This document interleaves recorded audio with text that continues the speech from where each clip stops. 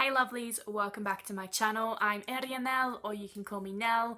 I thought I would quickly sit down this afternoon and give you guys a rundown of all the books that I've read so far this year. Just keep in mind this is pretty realistic. I do find it hard to read all the time, but I am working on it. I'm making it one of my goals, and my goal this year is to read 36 books, and so far I've finished 6.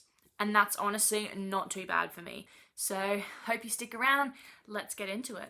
The first book that I read this year is 𝘏𝘏𝘮𝘯𝘏 by Holly Black. Now, I absolutely love this book. It's part of the 𝘧𝘏𝘏𝘮 series.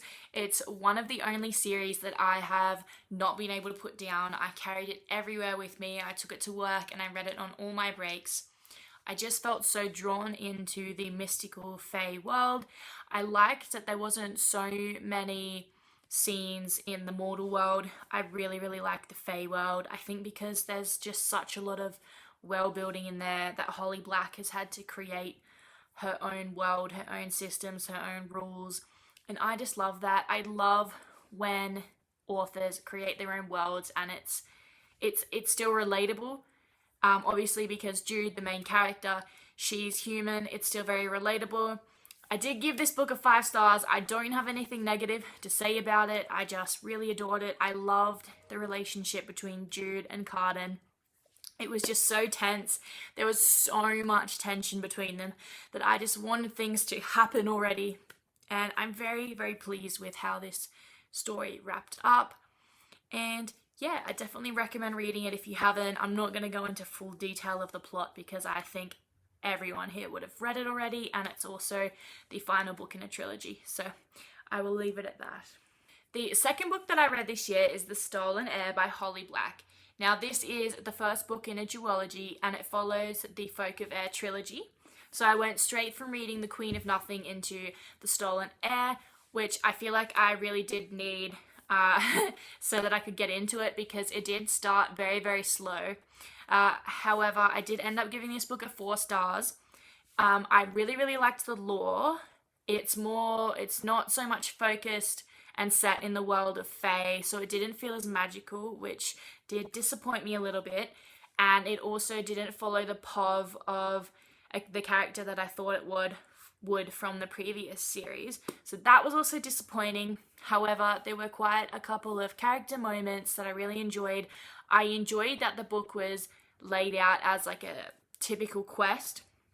So they started off on a journey, we followed them traveling, and I do like that kind of cliche trope, which was great. However, I didn't really care for the characters like I did in the 𝘧𝘏𝘏𝘏 trilogy. Like Oak and 𝘬𝑟𝑒n from this book have nothing on Jude and 𝘏𝘮 from the 𝘧𝘏𝘏𝘏, the Cruel Prince. Like seriously, nothing on them. I just did not care as much. The characters were still likable. It was missing that little bit of magic, and I think it was missing tension between characters. There just wasn't any tension to pull you in, and I don't know, I've seen a lot of mixed reviews about this. Recently I've seen people saying they really enjoyed it, but earlier on I saw people saying that it's just not that good. And I don't know, I still gave it 4 stars, so it wasn't that bad. I think what made it 4 stars for me instead of 5 were the characters, the setting, and then also the ending was really easy to guess. I don't want to drop clues again, however, the story just really alluded to what was going to happen in the end. There was no room for guessing. It was just way too obvious, and that kind of took the fun out of it. I love to guess. I really get joy out of guessing and trying to piece mysteries and hints together, and this just doesn't work for that. But I do recommend it, especially if you have read the 𝘧𝘏𝘏𝘏 trilogy. I definitely recommend reading it. Just do not get your hopes up that it'll be as good as the original trilogy. I also just want to quickly say that it was my birthday over the weekend, and I had the best frigging night of my life.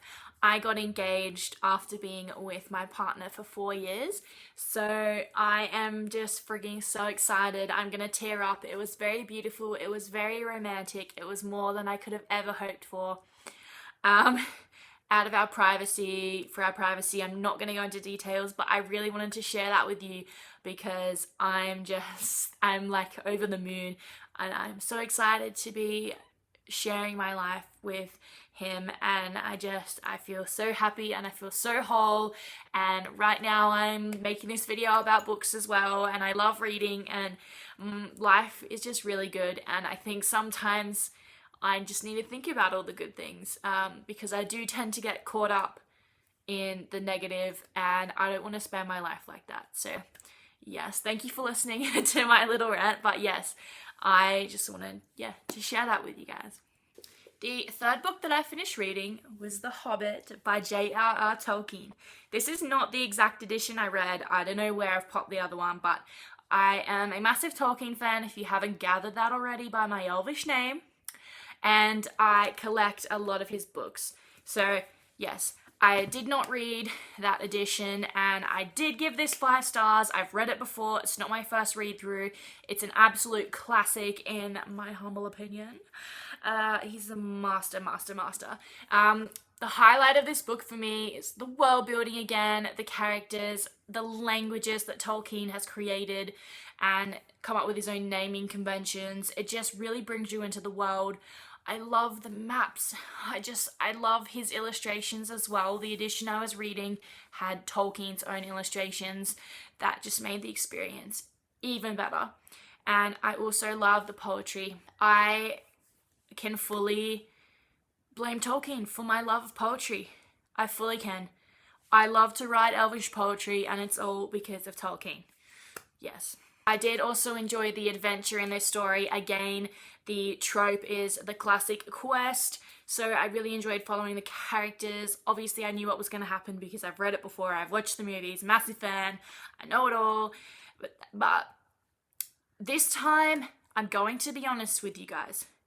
It was kind of hard to get through, and it breaks my heart saying that, and it's not because I don't like Tolkien, it's not because I don't like The Hobbit. I just feel like you're not allowed to struggle reading a book by your favorite author or an author you admire. But again, I want to be real here. It was struggle street. I had to listen to most of it on audiobook. And what? Because I just couldn't. And I think it's just Tolkien's style of writing. After a while, I do struggle. I struggle a lot more reading The Lord of the Rings. As much as I love the world and the story, I struggle, okay? I hope you guys appreciate my honesty. Please don't hate me. I think also because I've read it and I know it so well that I just wasn't vibing. It literally took me from Hobbit Day, which was September last year, to, I think I finished this early Feb. So it took me friggin' ages to read such a short book. I definitely did get a very comforting vibe while reading this. It's a comfort read. It feels like home, and I love the camaraderie between Bilbo and the dwarfs. I do love it. I just think it's going to be a very, very long time until I read it again, but that's okay, because on my TBR, I have heaps of Tolkien books. I want to read The Fall of Gondolin. I haven't read that yet, and I also want to read The Fall of Numenor, because that came out not too long ago. I haven't quite read it yet. I did just finish reading Nature of Middle-earth. Oh, yeah, I did read that. Did I forget to put a book on here? The fourth book that I read this year, one of my favorites, is The Daughters of Sparta by Claire Haywood. I actually cannot, this is 5 freaking stars. I'm gonna quickly read some of the synopsis so you get an idea, but this was an amazing retelling. The story of Troy has been told 1,000 times or more, but not from their side. As princesses of Sparta, Clytemnestra and Helen have known nothing but luxury and plenty. With their high birth and unrivaled beauty, they are the envy of all of Greece. Such privilege comes at a high price, though, and their destinies are not theirs to command. While still only girls, they are separated and married off to legendary kings Agamemnon and Menelaus, never to meet again. Their duty is now to give birth to the heirs society demands, and be the meek, submissive queens their men expect. But when the weight of their husbands' neglect, cruelty, and ambition becomes too heavy to bear, they must push against the constraints of their sex to carve new lives for themselves, and in doing so, make waves that will ripple throughout the next 3,000 years. I really enjoyed this book. I love that it was the Fall of Troy told from two different perspectives, because usually I find that the retellings are only through one perspective, so it sort of broke up the writing a bit, because the first 20 pages or so, it was quite hard to hook me into the story.